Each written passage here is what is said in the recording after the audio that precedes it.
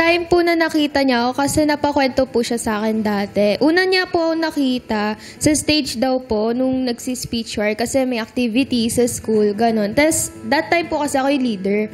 So mainit daw po yung ulo ko nun kasi namamato daw po ako ng sapatos. Tapos na-attract daw po siya. Gandong-ganda daw po siya. Di ko alam kung bakit. Baka ganda-ganda siya dun sa shoes. Baka gusto niya suot.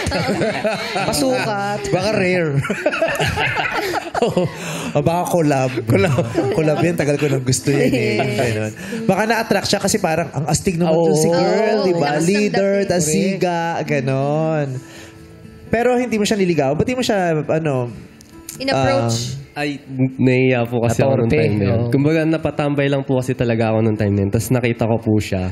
Tapos yun po, parang nagtuturo po siya dun sa mga ka-member po niya. Tapos dun po yung parang, alam ko po galit po siya kasi iba po yung aura ng mukha niya. Busit talaga, parang gano'n. Opo, parang gano'n. Tapos may binabato siya. Tapos parang dun po, parang nakita ko parang ang ganda naman ng girl. Ganun. Maganda magalit? Ganyan ba yun? Hindi, maganda po yung itsura. Maganda kasi talaga si Kirsten. Maganda naman talaga siya. Wala ka kang girlfriend sa school noon. Wala po. Hindi ka nagka-girlfriend sa school. Wala. First mo siya. Apo. Tare. First mo din si Jared. Second po. Actually, nung nakita niya po ako that time, that was around 2022 po. Mga September, November, ganun. Ano po kasi ako nun? Nasa past relationship pa po ako nun. So, hindi ko po talaga siya kilala. Like, kahit ano siya, varsity po kasi siya. So, hindi ko talaga siya kilala kasi bago lang din po ako sa school nun. Varsity ng?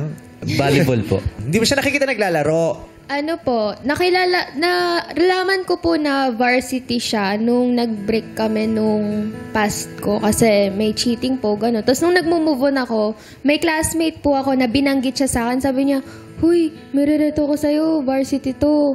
Ano to, matangkad to." Kasi ang naging standard ko po kasi nun, matangkad talaga. Kinikilig ka. Ayun. Tapos Matangkad siya. Maiksi na yung katawan niya tsaka bias pero ang haba ng liig niya. Giraffe pala. Pero matangkad. Ganyan matangkad, di ba? Ang iksi ng katawan tsaka ng binti pero ang haba ng liig niya talaga. Magaling mag-block yan.